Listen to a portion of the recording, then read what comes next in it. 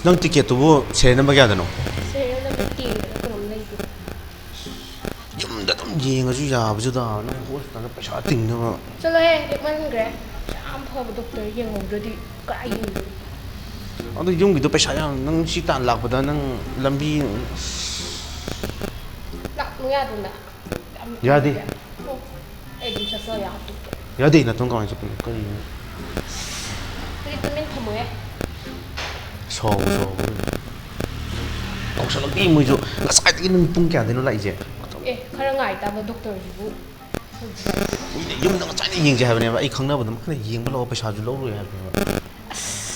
Noi gi oi ju oi da doctor do yeng kai khano duri ki. Yare, tumi ne. Suko kau sa mi ji matang matang loi chan nang ga khoi da ngai re. Number lak ki pai. Serial number 3 dibe dot la.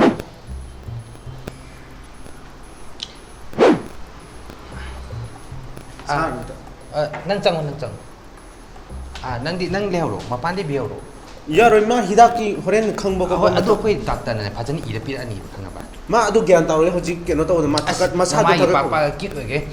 Mina phajana hai gyan ta tro. Ado ai chang da ba ya ro horen doctor ai wari imda sana ninge ba Oi, doctor. pa na thodi thoa bini. Ado ai doctor ga wari sana.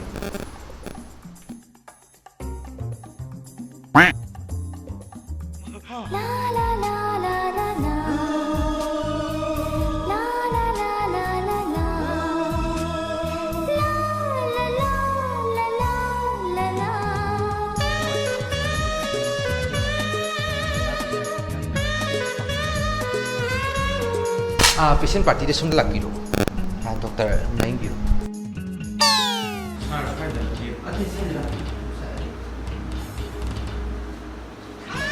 Doctor naing biro.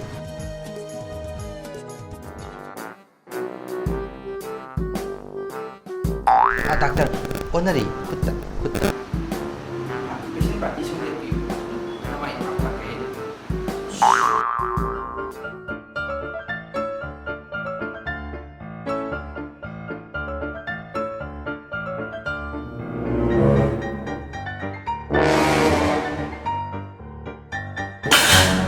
Lo coba dokter.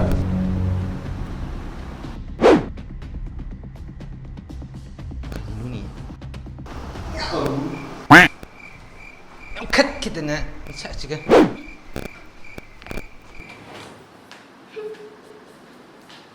Ngaku.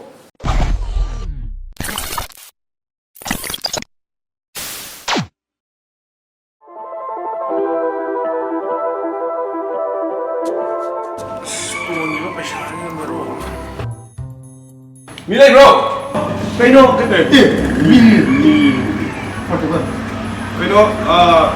Kay sore da leige. Sore lagi lo. kaya nga mo dino. Sore kan dulu na. Kaino admay bro kung di ko tu hai oxygen ko. Kaya na mani kumzaga. Nak Sorry. Ado sore je mechanic ko. Lupa kita mo. sore ngasi korong nong na lagi meeting ba korong mam di ba. Je dun ta ma bi ko. Kan. sore sila ba ngasi. Yai yo. Nah, ini masih tak boleh. Ado kay ado. Ini masih tak boleh. Kaino. Si jerang da thai bi ni. Ha. jerang da.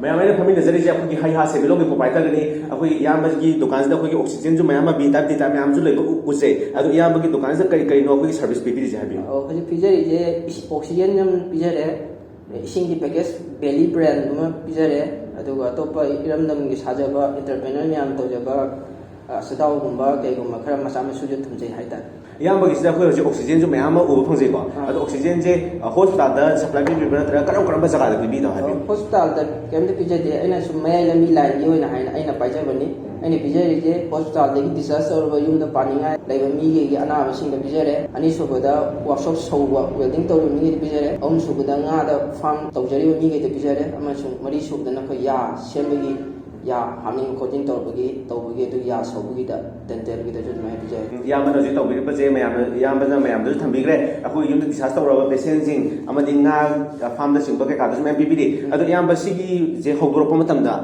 ꯀꯌꯥꯃꯨꯛ ꯌꯥꯝꯅ ꯋꯥꯈꯤ ꯍꯧꯖꯤꯛꯁꯤꯅ ꯑꯗꯨ ꯋꯥꯕꯗꯨꯒꯤ ꯃꯍꯩ ꯐꯪꯉꯦ ꯍꯥꯏꯅ ꯈꯟꯕ꯭ꯔꯥ ꯑꯗꯣ ꯀꯔꯤ ꯃꯈꯥ ꯇꯥꯅ ꯇꯧꯊꯔꯛꯈꯤꯅꯤ ꯍꯥꯏꯕꯁꯨ वाबसे यामनदी वारे वागी हेता वारे मतदुना मु कोविड नमु वसननो जिसे वारी बनी अदु महिदी फंगदरी तो होनबदि लेप यादमिना होनेरि हाइबे तारे मतेंगी सिगी आइगी प्रोवाइड फाउंडर ओबिबा डायरेक्टर यामबा खागेम सनाबमना मतेंग फजना तौबिदना माइ म थ्रुदई नि ngasi फावैना हौदोक्सा लेisi माइ मपान याउद्रगदि ngasi पी फिल्म दा लेisi लेबा ngमो हायना खाले अदो याबा अखोई ऑक्सीजन से हजिक मी अमना लौगे हाबा मतमदा अखोई मागी केनो अमाउंट से क्या होनी अदुगा अखोइना लौगे हाबा माई प्रोसेस से कई होनी हाबे माई प्रोसेस से आई देगी याम लाखे बा हाइतारे सुगु म केनो गु होइता गदी डिपॉजिट त होले हाइदा सिलिंडर विथ सिक्योरिटी होइना तो को अदो अनक बाई लंथबान केंद्रगी नत्रगा सी सामरो आई फंजरे दुकान जे सी मना तो ता दे डिपॉजिट लौजते अदो रेट से होजे लिसिंग म सनी दे लिसिंग चंगा माइना पीरे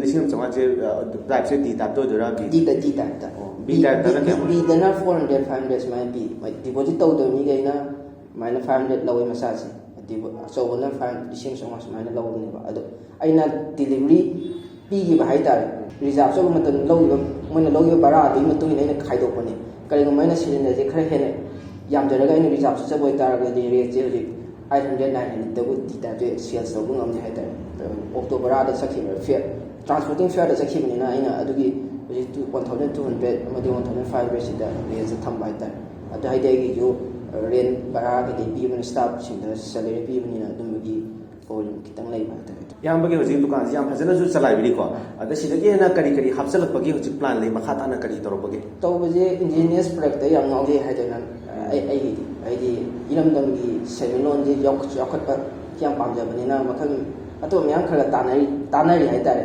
हाइदि हैंडीक्राफ्ट दबो रो हैंडलूम प्रोडक्ट दबो रो सिमे आई लंबी गे होइना पाइगे हाबे गुड खरा सोमदा चंगथन जरी हाय अदुदि जस्ट कंफर्म तादि मिना दुगी सम सरप्राइज थोगी हाइतारे आई अतो याम नोइजे अखोगी हि याइ सिमिलोग को नजा मतमदा यामना फजगरब वाफम के अपनी थंबिरी अमदी करी अखोइदा सर्विस फंगे हाबजु उतपिरी मरुइना अखोगी लंथमान केंद्र अमदी समुरो मयाइ लंबीगी लैबा प्रजासिंगी ओनदी यामना लाइबो फबा अमदी यामना खुदोंग चाबा ओइगने हाना थाजे अखोगी ऑक्सीजन नचिंबा पेशेंट असे नारो मतुंगदा युमदा पुथरा कांदा अखोई ऑक्सीजन की लैबा सबकी कांगौना मतम अदगा सिजु मफम स्वाइदा अनकपजु ऑक्सीजन फममजे लेतबनिना यामदा खुदोंग चाबा ओइगने मयाम अखोई स्वाइदा लैबा मयाम अखोई हि याइ सेमिलोनदा लाखिदुना ऑक्सीजन चिंबा मदी हि याइ सेमिलोन पीबीरिबा अखोई प्रोडक्शन जिदा मयाम जु सोइदना हाई हा सेमिलोन जिदा मयाम जु लोइना लाखबियो अमदी बिजेरिबा सर्विस सिदा मयाम जु चंगबिरक्तुना लौबियो हाइजबजे थमजगे याम नुंगाइजे यामबा मथंग ताबदजु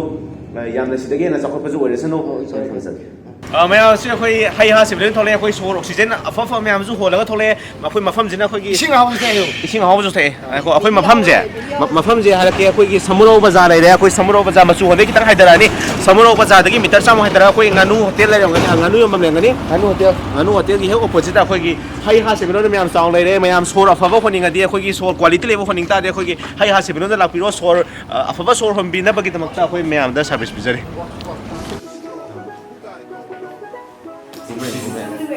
ꯉꯁꯤꯗꯤ ꯑꯩꯒꯤ ꯏꯃꯥ ꯕꯕꯥꯅ ꯄꯥꯝꯕ doctor ꯁꯥꯗꯣꯏꯅꯤ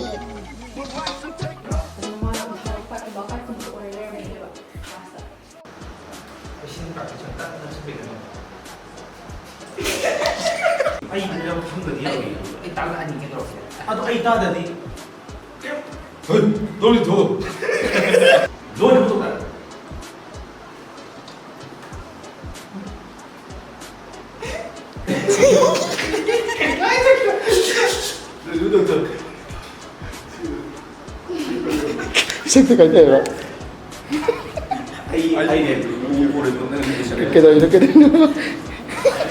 chalo ya ba action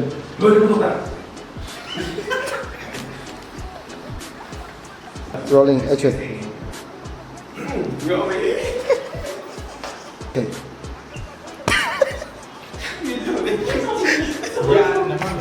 Bisik aja ni, hele lo yang hele, kira rolling action.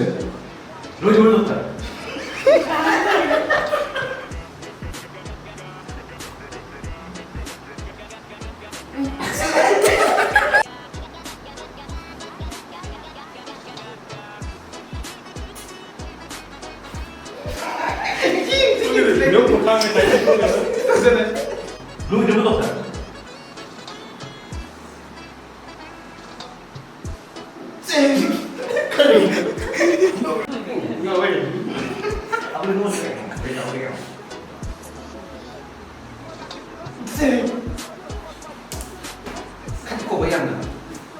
Mai không. ngày